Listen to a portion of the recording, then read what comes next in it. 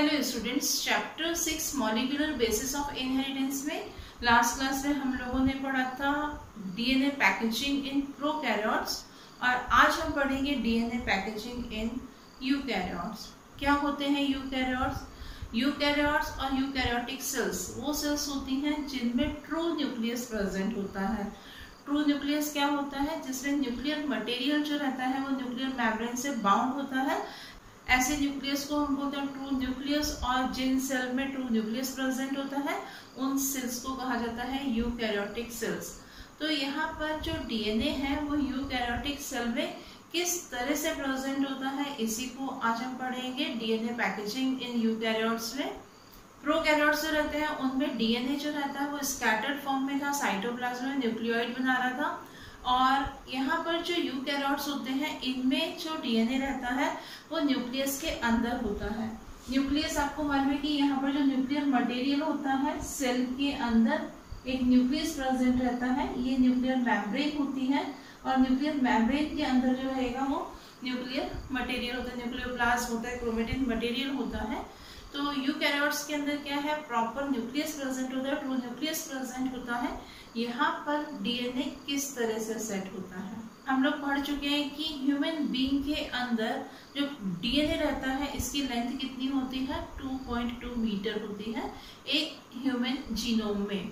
तो यहाँ पर जो वन न्यूक्लियस होता है, सेल बहुत स्मॉल रहती है, स्मॉल सेल में जो न्यूक्लियस है वो भी बहुत स्मॉल है, और उसके अंदर ये जो 2.2 मीटर का जो डीएनए है ये डीएनए किस तरह से कॉइल्ड फॉर्म में प्रेजेंट रहता है, इसी को हम पढ़ते हैं डीएनए पैकेजिंग में। या हम बोल सकते हैं कि इतने छोटे से न्यूक्लियस में ये डीएनए जो होगा वो कैसे सेट होता है, इसी को हम पढ़ेंगे किसमें, डीएनए पैकेजिंग इन यूकैरियोट्स में।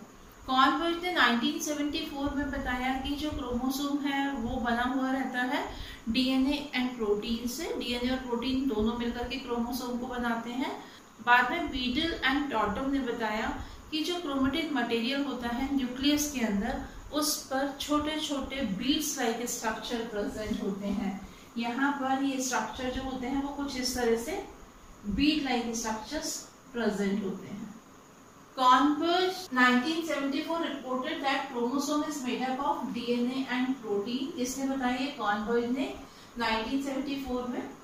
बाद में later Beadle and Totum reported that chromatin fiber looks like beads on the string। यहाँ पर जो Beadle and Totum थे इन्होंने क्या रिपोर्ट किया था, क्या बताया था कि जो क्रोमेटिन फाइबर है उस पर बीड्स लाइक स्ट्रक्चर दिखाई देते हैं, जैसे एक स्ट्रिंग के अंदर मोतियों को पिरो दिया जाता है उस तरह के स्ट्रक्चर दिखाई देते हैं। और यहाँ पर ये जो बीड्स लाइक स्ट्रक्चर्स होते हैं इसको नाम दिया गया न्यूक्लियोसोम का। और ये कहा गया कि न्यूक्लियोसोम जो है वो इसकी यूनिट होती है और बहुत सारे न्यूक्लियोसोम मिलकर के ही क्रोमेटिन का फॉर्मेशन करते हैं।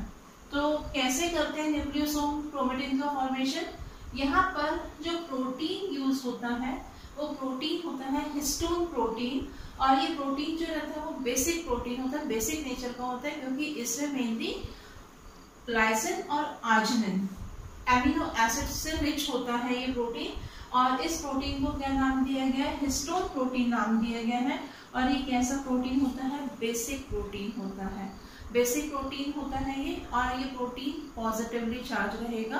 और आपको मालूम है कि डीएनए जो है, डीएनए कैसा रहता है, नेगेटिवली चार्ज होता है, क्योंकि डीएनए में क्या होता है, फॉस्फेट ग्रुप प्रेजेंट होता है जो कैसा होता है, नेगेटिवली चार्ज होता है। और ये जो प्रोटीन है जो कि डीएनए से एसोसिएटेड रहता है, इसी प्रोटीन को क्या कहा जाता है, हिस्टोन प्रोटीन कहा जाता है। और इसका नेचर कैसा होता है, बेसिक नेचर होता है। यहाँ पर जो न्यूक्लियोसोम है, न्यूक्लियोसोम डीएनए और प्रोटीन से मिलकर के बनता है। और यहाँ पर कौन सा प्रोटीन यूज हो रहा है, यहाँ पर प्रोटीन होता है histone. Negatively charge DNA molecule rap around the positively charge histone protein. ये जो डीएनए मॉलिक्यूल है वो कैसा है, नेगेटिवली चार्ज होता है। ये क्या करता है, प्रोटीन मॉलिक्यूल्स के चारों तरफ, ये जो हिस्टोन प्रोटीन होता है इसके चारों तरफ क्या होता है, ये रैप हो जाता है। जो प्रोटीन है, कौन सा प्रोटीन है, हिस्टोन प्रोटीन है, हिस्टोन प्रोटीन के चारों तरफ जो डीएनए रहेगा वो क्या हो जाएगा, रैप हो जाएगा और फॉर्मेशन करेगा किसका, न्यूक्लियोसोम का। तो ये न्यूक्लियोसोम क्या है, न्यूक्लियोसोम में सेंटर में होता है प्रोटीन का कोर और इसके चारों तरफ लिपटा हुआ रहता है डीएनए, रैप रहता है डीएनए। डीएनए जो होता है वो नेगेटिवली चार्ज होता है, प्रोटीन जो है वो कैसा होता है, पॉजिटिवली चार्ज होता है। तो डीएनए प्रोटीन्स के चारों तरफ रैप होकर के फॉर्मेशन करता है किसका, न्यूक्लियोसोम का फॉर्मेशन करता है। अभी हमने पढ़ा कि एक न्यूक्लियोसोम का जो कोर होता है वो बना रहता है हिस्टोन प्रोटीन से। तो यहाँ पर जो हिस्टोन प्रोटीन कोर को बनाते हैं वो कौन कौन से हिस्टोन प्रोटीन रहते हैं, ये हिस्टोन प्रोटीन होते हैं 4 टाइप के, H2A, H2B, H3 और H4। ये 4 टाइप के हिस्टोन प्रोटीन न्यूक्लियोसोम के कोर को बनाते हैं। और यहाँ पर इसकी 2 यूनिट्स जो होती हैं वो मिलकर के बनाती हैं ऑक्टामर को। टोटल यहाँ पर कितने हैं, 4 प्रोटीन्स हैं और ये किस फॉर्म में रहते हैं, पेयर के फॉर्म में रहते हैं। तो इस तरह से टोटल यहाँ पर कितने प्रोटीन्स हो जाएंगे, 8 प्रोटीन्स होते हैं जो क्या करते हैं, जो न्यूक्लियोसोम के सेंटर को यानी कि कोर को बनाते हैं। और इसीलिए इसको कहा जाता है हिस्टोन ऑक्टामर कहा जाता है। ऑक्टामर क्यों कहा गया, क्योंकि यहाँ पर कितने प्रोटीन्स होते हैं, 8 प्रोटीन्स होते हैं, 4 प्रोटीन्स के पेयर्स होते हैं। यहाँ पर कौन कौन से प्रोटीन होते हैं, जैसे यहाँ पर हम देखेंगे कि ये 4 प्रोटीन्स है, 1 2 3 4 प्रोटीन्स। और H2A ये सामने एक आपको दिख रहा है, एक H2A इसके पीछे है, H1A यहाँ पर दिख रहा है, एक H1A इसका पीछे है। इसी तरह से H3 का भी पेयर है, यहाँ पर 1 प्रोटीन है सामने दिख रहा है, एक प्रोटीन जो होगा वो यहाँ पीछे की तरफ है। और यहाँ पर ये जो H4 है इसी का एक प्रोटीन जो है वो यहाँ पर है। तो इस तरह से 4 प्रोटीन जो कि पेयर्स में रहते हैं वो मिलकर के क्या बनाते हैं, न्यूक्लियोसोम का कोर बनाते हैं। चूंकि 8 यूनिट है, 8 यूनिट होती है, इसीलिए हम इसको क्या बोलते हैं, हिस्टोन ऑक्टामर बोलते हैं। क्योंकि ये जो 4 प्रोटीन्स हैं इनके ये किस फॉर्म में प्रेजेंट है, पेयर के फॉर्म में प्रेजेंट है।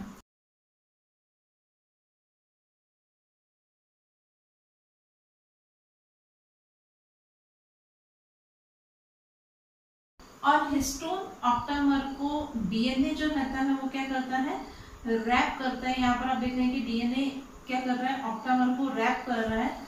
और यहाँ पर जो डीएनए रैप कर रहा है, टोटल डीएनए जो रहता है उसके 200 बेस पेयर होते हैं। यहाँ से यहाँ तक के पार्ट में जितना पार्ट ऑक्टामर को रैप करता है उसमें। The nucleosome core is made up of 4 types of histone protein, H2A, H2B, H3 and H4 occurring in pairs. 200 base pair of DNA helix wrap around the nucleosome by 1/3 ton plugged by H1 histone protein. यहाँ पर क्या होता है कि जो nucleosome है, nucleosome के अंदर टोटल प्रोटीन कितने हैं, 8 प्रोटीन्स हैं। और अभी हमने पढ़ा कि यहाँ पर डीएनए जो है उसको क्या कर रहा है, रैप कर रहा है। टोटल डीएनए के कितने बेस पेयर हैं, 200 बेस पेयर हैं जो एक ऑक्टामर को रैप करते हैं। जो डीएनए है उसने क्या किया है, इसे 1/3 टर्न लिया हुआ है। जैसे कि अगर ये ऑक्टामर है, ये कोर है, तो यहाँ से एक टर्न उसने लिया, रैप कर लिया, एक टर्न कंप्लीट हो गया। उसके बाद में सेकंड टर्न जो होगा वो हाफ से थोड़ा सा ज्यादा होगा, यानी कि 1/3 जो टर्न है यहाँ पर इसके हैं, डीएनए के हैं। डीएनए का जो टर्न है वो कितना है, 1/3 है। और यहाँ पर क्या होता है कि जो 8 प्रोटीन्स होते हैं सेंटर में जो कोर बनाते हैं, तो उनके चारों तरफ क्या है, डीएनए रैप होता है। आप इमेजिन करके देखिए कि आपके पास में 8 बॉल्स हैं और आपने उसे एक थ्रेड से बांध दिया है। तो क्या होता है, पॉसिबिलिटीज रहती है कि वो थ्रेड जो होगा वो खुल सकता है, जो ऑक्टामर होगा, आपकी जो बॉल्स होंगी वो गिर सकती हैं। तो यहाँ पर भी ऐसा ही होता है कि यहाँ पर जो ऑक्टामर है, ऑक्टामर को किसने रैप किया हुआ है, डीएनए ने रैप किया हुआ है। तो यहाँ पर एक प्रोटीन, जो कौन सा प्रोटीन है हमारा, H1 प्रोटीन है, वो प्रोटीन क्या होता है, यहाँ पर इस डीएनए को बाइंड करता है, इस डीएनए के साथ में बाइंड रहता है, जिसकी वजह से ये प्रोटीन्स जो है वो क्या होंगे, अलग नहीं होंगे। तो यहाँ पर देखिए ये 8 यूनिट शो हो रही है जो कि इस तरह से एक कोर बना रही है। यहाँ पर 8 यूनिट को शो किया गया और इसके चारों तरफ क्या हो रहा है, डीएनए रैप कर रहा है। तो यहाँ पर ये जो स्ट्रक्चर है ये एक न्यूक्लियोसोम है, ये पूरा का पूरा क्या हुआ, एक न्यूक्लियोसोम है, ये दूसरा न्यूक्लियोसोम है। और इसके बीच में यहाँ पर ये जो डीएनए रहता है, इस डीएनए को हम बोलते हैं लिंकर डीएनए, लिंकर डीएनए। और यहाँ पर जो प्रोटीन्स होते हैं, कौन से प्रोटीन, जो H1 प्रोटीन है, जो क्या कर रहा है, डीएनए को बाइंड कर रहा है। यहाँ पर ये प्रोटीन होता है, ये प्रोटीन कौन सा होता है, H1 हिस्टोन प्रोटीन होता है। तो यहाँ पर क्या कहा गया है कि 200 base pair of DNA helix wrap around the nucleosome by 1/3/4 turn plugged by H1 histone protein. कि ये जो डीएनए है, डीएनए जो किसको रैप कर रहा है, ऑक्टामर को रैप कर रहा है। इसमें टोटल कितने बेस पेयर होंगे, 200 बेस पेयर होंगे। और कितने टर्न दिए हुए हैं इसने, 1/3/4 टर्न दिए हैं। और ये किससे प्लग्ड है, किससे बंधा हुआ है, ये H1 प्रोटीन के साथ में बंधा हुआ है। अब इसी तरह से यहाँ पर हम देखेंगे कि ये जो न्यूक्लियोसोम है, न्यूक्लियोसोम की रिपीटेड यूनिट जो होती है, आप देखोगे इस तरह से आपको यूनिट दिखाई देगी, बहुत सारी रिपीटेड यूनिट होती है किसकी, न्यूक्लियोसोम की। तो इसी को हम क्या बोलते हैं, क्रोमेटिन बोलते हैं। ये क्या फॉर्म करते हैं, न्यूक्लियोसोम की रिपीटेड यूनिट जो होती है वो क्या फॉर्म करते हैं, क्रोमेटिन फॉर्म करते हैं। कहाँ पर, न्यूक्लियस में, जो कि क्या होता है, एक थ्रेड लाइक स्ट्रक्चर होता है। सेल रहती है, सेल के अंदर जो न्यूक्लियस है, और न्यूक्लियस में यहाँ पर क्या प्रेजेंट होता है, क्रोमेटिन मटेरियल रहता है। और वो किससे बना है, न्यूक्लियोसोम के रिपीट होने से बना है। अभी यहाँ पर ये स्ट्रक्चर जो है वो कैसा दिखाई देता है, बीड लाइक स्ट्रक्चर दिखाई देता है। कहाँ पर, क्रोमेटिन के अंदर। न्यूक्लियोसोम की रिपीटेड यूनिट ने बनाया क्रोमेटिन फाइबर को। ये क्रोमेटिन फाइबर जो है ये कॉइल होकर के, और कॉइल होकर के एक स्ट्रक्चर फॉर्म करता है जिसको क्या बोला जाता है, सोलेनॉइड कहा जाता है। इसका डायमीटर जो रहता है वो 30 नैनोमीटर होता है। सोलेनॉइड की फिर से सुपर कॉइलिंग होती है, और सुपर कॉइलिंग होने पर जो स्ट्रक्चर फॉर्म होता है उस स्ट्रक्चर को हम बोलते हैं क्रोमेटिन फाइबर।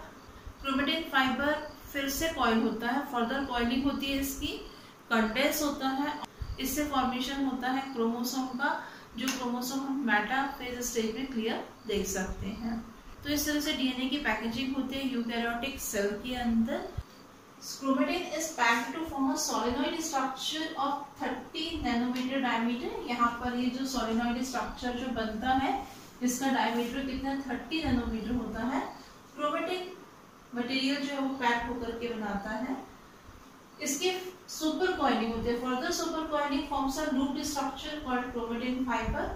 यहाँ पर एक जो सोलेनॉइड था, सोलेनॉइड जो था ये फर्दर सुपर कॉइलिंग होती है इसकी, और लूप लाइक स्ट्रक्चर बनाता है जिसे हम क्या बोलते हैं, क्रोमेटिन फाइबर बोलते हैं। इस chromatin fibres further coiling condense at metaphase stage of cell division to form chromosome. यहाँ पर ये जो क्रोमेटिन फाइबर है इसकी फर्दर कॉइलिंग होगी, कंडेंस होता है मेटाफेज स्टेज में, और ये जो सेल डिवीजन में हमको मेटाफेज स्टेज दिखती है उसमें जो क्रोमोसोम्स दिखते हैं उसको फॉर्म करता है।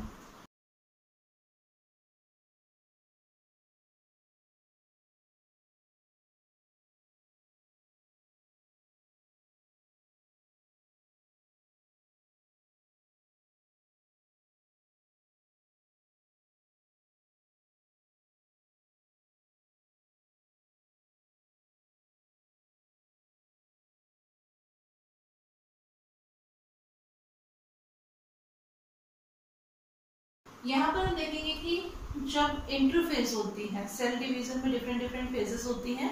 जब इंटरफेस होती है तो उसमें क्रोमेटिन जो होता है वो लूजली पैक होता है, उसको हम बोलते हैं यू क्रोमेटिन। और जिस रीजन में क्रोमेटिन डेंसली पैक्ड होता है उसको कहा जाता है हेटेरोक्रोमेटिन। तो इस तरह से आज हमने पढ़ा डीएनए पैकेजिंग इन यूकैरियोट्स। ये टॉपिक हमारा यहीं पर कंप्लीट हुआ। नेक्स्ट क्लास में हम नेक्स्ट टॉपिक स्टार्ट करेंगे। Thank you.